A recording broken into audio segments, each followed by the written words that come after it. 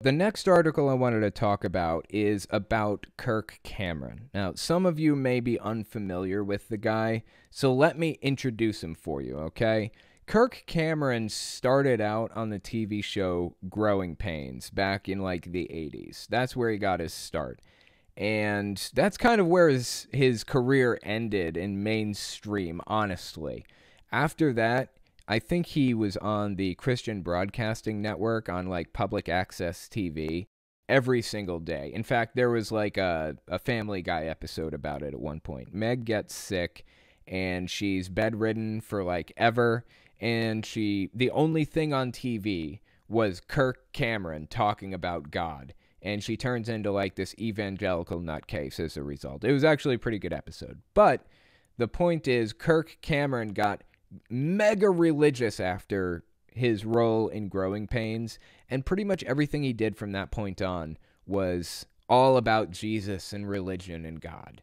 So this video by Kirk Cameron is one of his more famous religious appearances. It was a debate with Ray Comfort, another giga-religious nutcase, but this was a famous clip with Kirk Cameron talking about evolution, trying to debunk it. Some of you guys have probably seen this. I played it in a recent video, but let me set it up for you anyways. Kirk Cameron is basically saying that if evolution is real, then we would expect to see things like, we would expect to see transitional forms, like the crocoduck, the crocodile and the duck, or the sheepdog, the meld between a sheep and a dog. In reality, that's absolutely outrageous. If we ever saw a crocoduck or a sheepdog or a bullfrog, a cross between a bull and a frog, it would actually disprove evolution. Him saying this just shows me he doesn't understand how it works at all. But let's watch this clip and see what he actually says about it. Of animal crossing over into another kind, either living or in the fossil record. And there's supposed to be billions of them. So he's talking about transitional fossils. We don't have any evidence of transitional fossils. In reality, we do. We have we do have a lot. We have a ton of transitional fossils. And we've even made predictions that we would find transitions between, for example, fully water-based animals and land-based animals. And we made a prediction that we would hopefully find a fossil of a creature in this area, in this layer of the rock. And sure enough, we did. Tiktaalik. I think they found it in Canada. It was the transition between water-based and land-based. I mean, this is solid, confirmed science. There's no debate behind this anymore. The only people still debating it are Christian nutcases who can't accept that evolution is just a fact. Anyway, let's continue listening. Now, what I'm about to show you does not exist. These were actually created by our graphic artists, but I want you to keep your eye out for this, because this is what evolutionists have been searching for hundreds of years. All right? And if you find one of these, you could become rich and famous. So here's some transitional forms. This is called the crocoduck. Can you see this? God, what a numbnut. No. If we found that, it would disprove evolution. We have not been searching for that for so long to prove evolution is real. That's absolutely ridiculous. This just betrays a fundamental misunderstanding of what evolution is and how it works. And it's truly embarrassing. That being said, this clip made Kirk Cameron famous in the Christian community. He's revered in the Christian community because of what he said and did here. He looks like the fool that he is to the rest of the world, but this really solidified his place in the evangelical Christian world. Let's keep listening. Crocodile and a duck. All right, let's try another one. This is the bullfrog. Half bull, half frog, or, of course, the sheepdog. It's honestly a complete embarrassment that he went out there and did this, but he's completely unaware of how embarrassing this is. He thinks he was doing the right thing, and to this day he believes he did the right thing. I just honestly wouldn't be able to show my face ever again if I did something like this. How can these people go out there and debate the legitimacy of evolution while not understanding it at all? How can they possibly do that? I want to at least understand the competing viewpoints. Like, I want to understand where my debate partner's head is at if I'm going to debate somebody, which I don't, because I don't like debates. I like debates. I just don't like taking part in debates. But I would want to understand where their heads were at. I would want to know their position better than they do, because I feel like that's the only way that you could possibly win, is if you understand their position better than they do so you can poke holes in it. How can he go out there and debate people with such a feeble understanding of the premise? It's bizarre. So anyways, that's who Kirk Cameron is.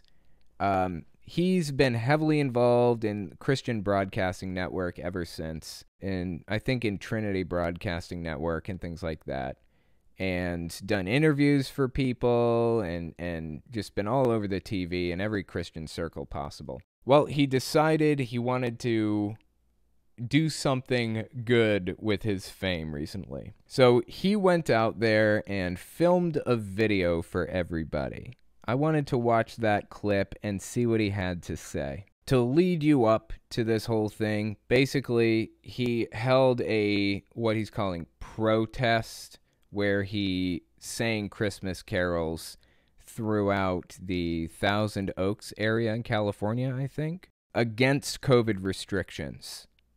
He's not supposed to be gathering in groups of 10 or more, 50 or more, I'm not even sure. So to protest COVID restrictions, he decided to mix Jesus in there as much as he possibly could and go out there and sing, like, you know, the activity that projects virus particles out while you do it. Yeah, he decided to do that, go door to door, apparently, singing Christmas carols. So after he did that first protest, as he calls it, he filmed this video. Let's give it a watch. Listen, we had the most amazing time on this last Sunday. It was a Christmas caroling, peaceful protest. Have you ever sung Christmas carols by candlelight at a time where your state governor has prohibited you from doing that? In America. In America. God, he's acting like the governor prohibited Christmas caroling because it's a religious holiday or it's a religious thing. Obviously, he's trying to play into that whole persecution complex. He needs to be persecuted. This is fundamental to being a Christian extremist. You have to be persecuted. The Bible says it, and you try to get outside sympathy with it. That's how it works. So they have to play up this whole persecution angle. Now, if you aren't legitimately persecuted, which he isn't, Christians are not legitimately persecuted in America, then playing the persecution narrative doesn't work with people on the outside. It doesn't really work with outsiders at all. But it does work with insiders. It increases enthusiasm. It increases donations and volunteer work and support. That is really the goal here. You look like a fucking fool to the outside world because everybody knows you're not persecuted, but the people on the inside of the group believe that they are, and it gives them life. It breathes new life into their fight because they feel like they're being mistreated. That's how this whole thing works. That's why pastors play up the persecution angle. And it largely tends to be played up mainly by cults. Cults absolutely need to be persecuted, even if they didn't have a holy book telling them that they would be. Heaven's Gate, for example, they used that persecution to further their goals, to further their agenda. So that's why Kirk Cameron is saying things like this. Prohibited you from doing that in America. Well, this is actually happening. You can't make this up. People had such a great time. It lifted our spirits. Over 500 people gathered in our local community for this peaceful protest. Wait, how many did he say? Let me step back a little bit more. Hang on. 500 people gathered in our local community for this peaceful protest as part of the Sing It Louder USA gatherings.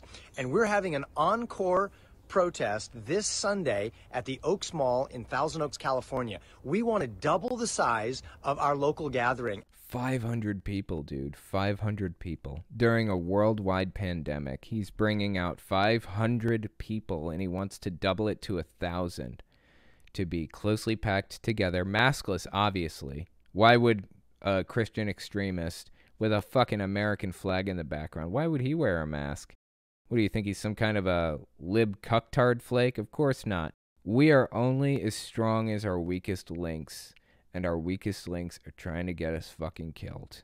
Christmas songs, Christmas carols at the top of our voices. It is such an uplifting, inspirational, and encouraging time. We want you to join us.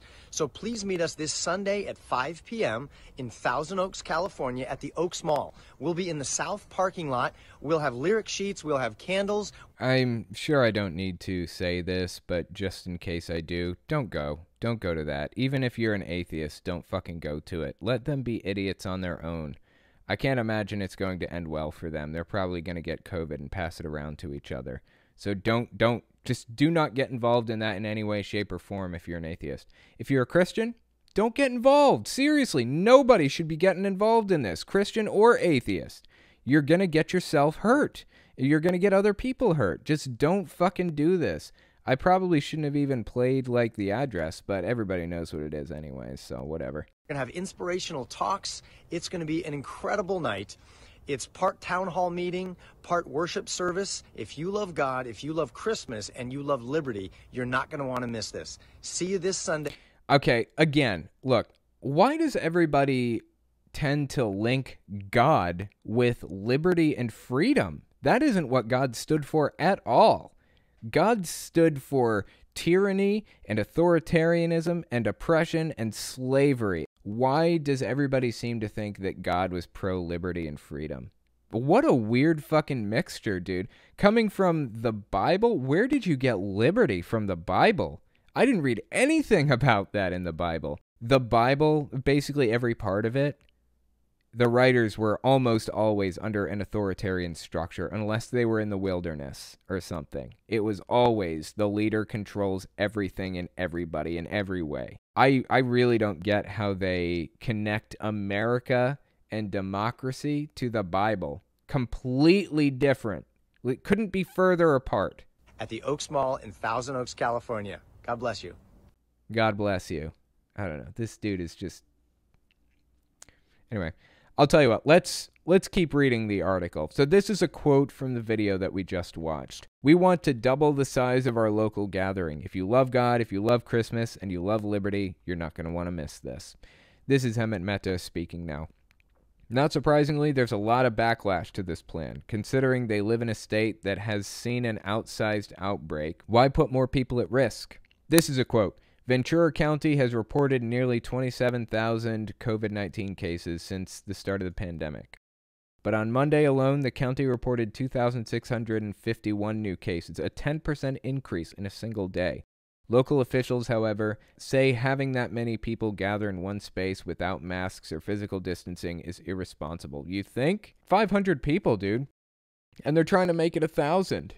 What the fuck is going through these people's heads? Liberty and freedom are very fragile, and they come with great responsibility, said Thousand Oaks Mayor Claudia Bill de la Pena. Actually, a similar quote came from Eleanor Roosevelt. I'm not going to get into the quote now. I'll cover it another time. But Eleanor Roosevelt said something very similar. Continuing to hold large gatherings and ignoring all guidelines, I feel, is unchristian. I couldn't agree with you more, but I guess it depends on your interpretation of Christianity. Largely. But under no interpretation of Christianity can I possibly imagine that the God of the Bible would be in favor of freedom and liberty. I don't know of anywhere in the Bible where God endorsed those things. It was always all about tyranny and control and authoritarianism and slavery. That's what the God of the Bible is all about, right? I don't know. Am I missing something? Back to Hemant Mehta. The COVID numbers are expected to climb, especially after a foolish stunt like this, but I'm sure the relatives of people currently in hospitals on ventilators are grateful that Cameron and his friends are having fun and owning the libs.